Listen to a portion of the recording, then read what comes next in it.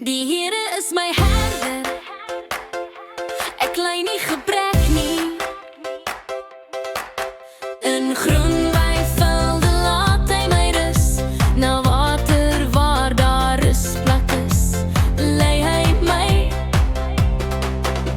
Hy gee my nuwe lewenskrag, hy lei my op die regte paaie, ter wille van sy naam.